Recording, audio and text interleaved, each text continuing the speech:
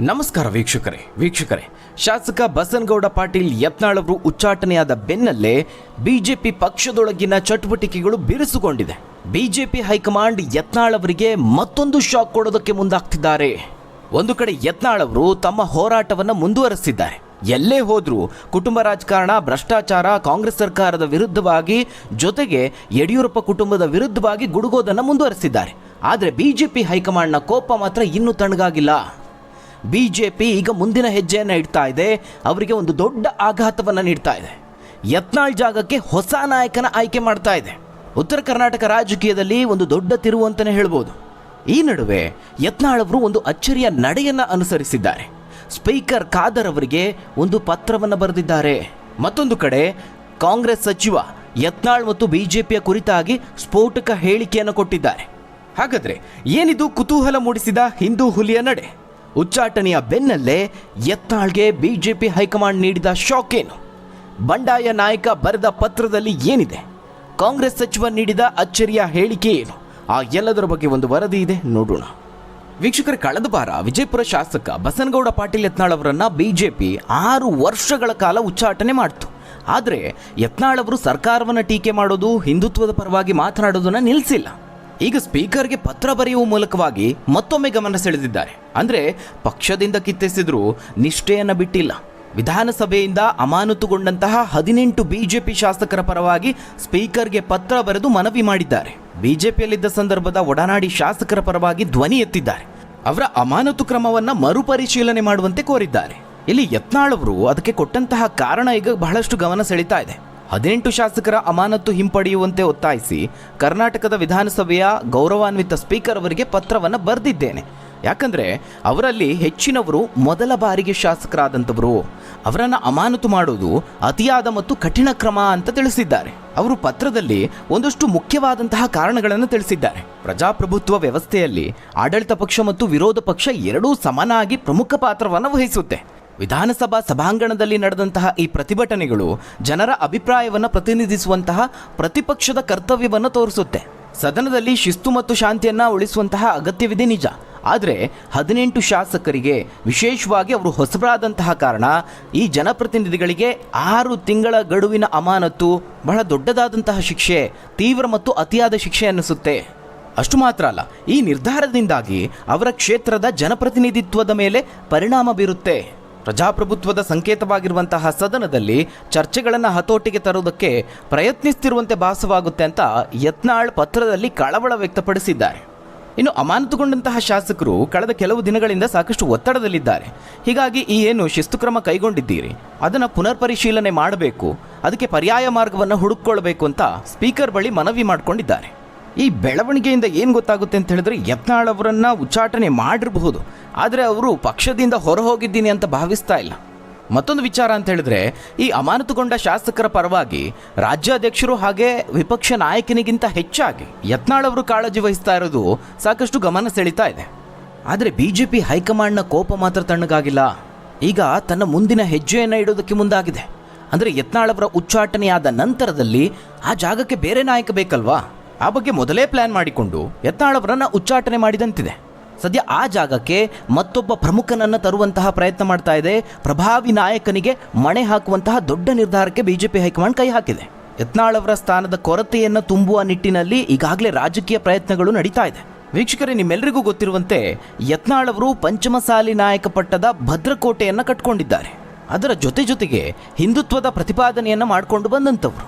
ಅಷ್ಟೇ ಅಲ್ಲ, ಉತ್ತರ ಕರ್ನಾಟಕ ಭಾಗದಲ್ಲಿ ರಾಜಕೀಯ ಹಿಡಿತವನ್ನು ಇಟ್ಟುಕೊಳ್ಳುವ ಪ್ರಯತ್ನವನ್ನು ಮಾಡಿದಂಥವ್ರು.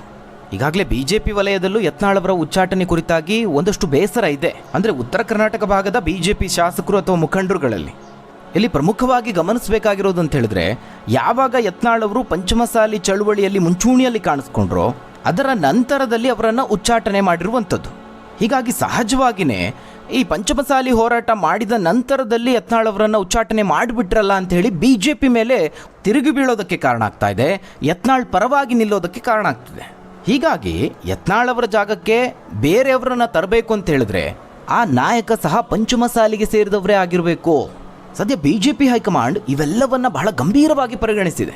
ಯತ್ನಾಳ್ ಅವರ ನಿರ್ಗಮನದ ನಂತರ ಆ ಒಂದು ಸ್ಥಾನಕ್ಕೆ ಒಬ್ಬ ಅನುಭವ ಇರುವಂತಹ ಪಕ್ವವಾಗಿರುವ ನಾಯಕನನ್ನು ಮುಂಚೂಣಿಗೆ ತರೋದಕ್ಕೆ ತೆರೆಮರೆಯ ಕಸರತ್ತನ್ನ ನಡೆಸ್ತಾ ಇದೆ. ಈಗ ಹೈಕಮಾಂಡ್ ಆಯ್ಕೆ ಮಾಡಿರುವಂತಹ ಆ ನಾಯಕ ಬೇರಾರು ಅಲ್ಲ, ಮುರುಗೇಶ್ ನಿರಾಣಿ.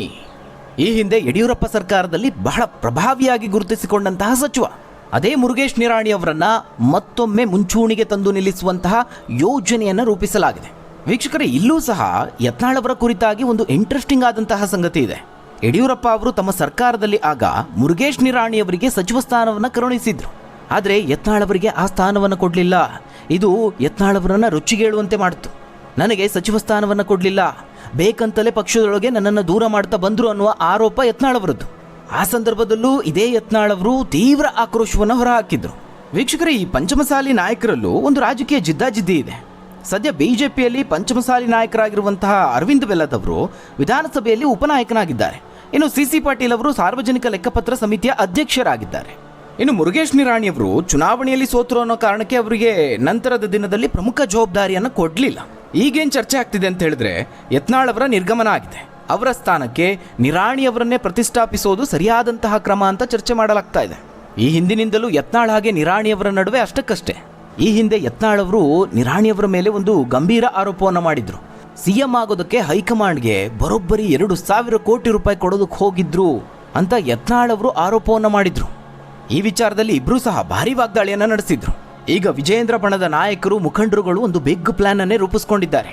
ಉತ್ತರ ಕರ್ನಾಟಕ ಭಾಗದಲ್ಲಿ ಯಾವುದೇ ಕಾರಣಕ್ಕೂ ಬಿಜೆಪಿಗೆ ಹಿನ್ನಡೆ ಆಗಬಾರ್ದು. ಹೀಗಾಗಿ ಯತ್ನಾಳ್ ಅವರ ಜಾಗಕ್ಕೆ ನಿರಾಣಿ ಅವರೇ ಸೂಕ್ತ ವ್ಯಕ್ತಿ. ಆ ಒಂದು ಸ್ಥಾನವನ್ನು ಸಮರ್ಥವಾಗಿ ಯಾವುದೇ ರಾಜಿ ಇಲ್ಲದೆ ಮುಂದುವರಿಸಿಕೊಂಡು ಹೋಗುವಂತಹ ಚಾತಿ ಅವರಲ್ಲಿದೆ. ಅವರನ್ನೇ ಮುಂಚೂಣಿಗೆ ತರೋಣ ಅಂತ ಈ ಮುಖಂಡರುಗಳ ಆಪ್ತ ಸಮಾಲೋಚನೆಯಲ್ಲಿ ಮುರುಗೇಶ್ ನಿರಾಣಿ ಅವರ ಪರವಾಗಿ ಸಹಮತ ವ್ಯಕ್ತವಾಗಿದೆ.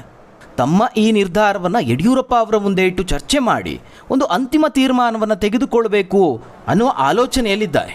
ಅಲ್ಲಿಗೆ ಒಂದು ಸಾಮೂಹಿಕ ನಾಯಕತ್ವದಡಿಯಲ್ಲಿ ಪಂಚಮಸಾಲಿ ನಾಯಕರನ್ನ ಒಗ್ಗೂಡಿಸುವ ಪ್ರಯತ್ನ ಆಗ್ತಾ ಇದೆ. ಇದಕ್ಕೆ ಸ್ವಾಮೀಜಿಗಳ ಸಹಕಾರವನ್ನೂ ಪಡೆದುಕೊಳ್ಳೋದಕ್ಕೆ ವೇದಿಕೆ ಸಜ್ಜಾಗ್ತಾ ಇದೆ. ಹಾಗಂತ ವಿಜಯೇಂದ್ರ ಬಣ ಯತ್ನಾಳ್ ಅವರನ್ನ ನಿರ್ಲಕ್ಷ್ಯ ಮಾಡ್ತಾ ಇಲ್ಲ. ಯತ್ನಾಳ್ ಅವರ ಮುಂದಿನ ಹೆಜ್ಜೆ ನಡೆಯನ್ನು ಬಹಳ ಸೂಕ್ಷ್ಮವಾಗಿ ಗಮನಿಸ್ತಾ ಇದೆ. ಈ ರೆಬೆಲ್ ಟೀಮ್ ಮಾಡಬಹುದಾದಂತಹ ಮುಂದಿನ ಪ್ರಯತ್ನಗಳನ್ನು ಹೇಗೆ ಸೋಲಿಸಬೇಕು, ಅದಕ್ಕೆ ರಾಜಕೀಯ ಪ್ರತಿತಂತ್ರಗಳನ್ನು ಯಾವ ರೀತಿ ಹೆಣಿಬೇಕು, ಈ ಬಗ್ಗೆಯೂ ಗಂಭೀರವಾದ ಚರ್ಚೆ ನಡೆಸಿದ್ದಾರೆ. ಒಟ್ಟಾರೆಯಾಗಿ ಏನು ಮಾಡೋದಕ್ಕೆ ಹೊರಟಿದ್ದಾರೆ ಅಂತ ಹೇಳಿದ್ರೆ, ಬಿಜೆಪಿಯಲ್ಲಿ ಪಂಚಮಸಾಲಿ ಸಮುದಾಯದ ಬೇರೆ ನಾಯಕರಿಗೆ ಒಂದು ಮಹತ್ವದ ಜವಾಬ್ದಾರಿಯನ್ನು ಕೊಡಲೇಬೇಕು. ಯತ್ನಾಳ್ ಹೇಗೂ ಹೋಗಾಗಿದೆ, ಬೇರೆಯವರನ್ನು ಉಳಿಸಿಕೊಳ್ಳಬೇಕು. ಆ ಮೂಲಕವಾಗಿ ಯಾವುದೇ ಕಾರಣಕ್ಕೂ ಈ ಸಮುದಾಯಕ್ಕೆ ನಾಯಕತ್ವದ ಕೊರತೆ ಉಂಟಾಗಬಾರ್ದು ಅನ್ನೋ ನಿಟ್ಟಿನಲ್ಲಿ ಬಿಜೆಪಿ ಆಲೋಚಿಸ್ತಾ ಇದೆ. ಈ ವಿಚಾರದಲ್ಲಿ ಯತ್ನಾಳ್ ಅವರ ಉಚ್ಚಾಟನೆಯ ನಂತರ ಇನ್ನಷ್ಟು ಜವಾಬ್ದಾರಿ ಹೆಚ್ಚಾಗಿದೆ ಅಂತ ಹೇಳ್ಬೋದು. ಹೀಗಾಗಿ ಬಿಜೆಪಿ ಬಹಳ ಎಚ್ಚರಿಕೆ ಹೆಜ್ಜೆಯನ್ನಿಡೋದಕ್ಕೆ ಮುಂದಾಗಿದೆ. ಇನ್ನು ಮತ್ತೊಂದು ಕಡೆ ಯಡಿಯೂರಪ್ಪ ಅವರ ನಡೆಯೂ ಕೂಡ ಬಹಳ ಕುತೂಹಲ ಮೂಡಿಸ್ತಾ ಇದೆ. ಈಗಾಗಲೇ ರಾಜ್ಯದಲ್ಲಿ ವಿಪಕ್ಷವಾಗಿ ಬಿಜೆಪಿ ವೈಫಲ್ಯ ಕಂಡಿದೆ ಅನ್ನುವ ಮಾತುಗಳಿದೆ. ಕೆಲ ದಿನಗಳವರೆಗೆ ಸೈಲೆಂಟ್ ಆಗಿ ಇದ್ದಂತಹ ಯಡಿಯೂರಪ್ಪ ಅವರು ಈಗ ಹೋರಾಟಕ್ಕೆ ಧುಮುಕಿದ್ದಾರೆ. ಅದರಲ್ಲೂ ಇದ್ದಕ್ಕಿದ್ದಂತೆ ಕಾಂಗ್ರೆಸ್ ಸರ್ಕಾರ ಕೈಗೊಂಡಂತಹ ಮುಸ್ಲಿಂ ಮೀಸಲಾತಿಯ ಕುರಿತಾಗಿ ಧ್ವನಿ ಎತ್ತಿದ್ದಾರೆ. ಆರೋಪಗಳ ಪಟ್ಟಿ ಮಾಡಿ ಸುದ್ದಿಗೋಷ್ಠಿಯನ್ನು ನಡೆಸಿ ಕಾಂಗ್ರೆಸ್ ಸರ್ಕಾರದ ವಿರುದ್ಧವಾಗಿ ಗುಡುಗಿದ್ದಾರೆ. ಯತ್ನಾಳ್ ಅವರು ಸಹ ಈ ವಿಚಾರದ ಬಗ್ಗೆ ಕೆರಳಿ ಕೆಂಡವಾಗಿದ್ದರು. ಈಗ ಅವರ ಉಚ್ಚಾಟನೆಯ ಬೆನ್ನಲ್ಲೇ ಇದೇ ವಿಚಾರವಾಗಿ ಸುದ್ದಿಗೋಷ್ಠಿಯನ್ನು ನಡೆಸಿದ್ದು ಬಹಳ ಕುತೂಹಲ ಮೂಡಿಸಿದೆ. ಈ ಎಲ್ಲ ಬೆಳವಣಿಗೆಗಳ ಮಧ್ಯೆ ಕಾಂಗ್ರೆಸ್ ಸಚಿವ ಯತ್ನಾಳ್ ಅವರ ಉಚ್ಚಾಟನೆಯ ಕುರಿತಾಗಿ ಸ್ಫೋಟಕ ಮಾಹಿತಿಯನ್ನು ಬಿಚ್ಚಿಟ್ಟಿದ್ದಾರೆ.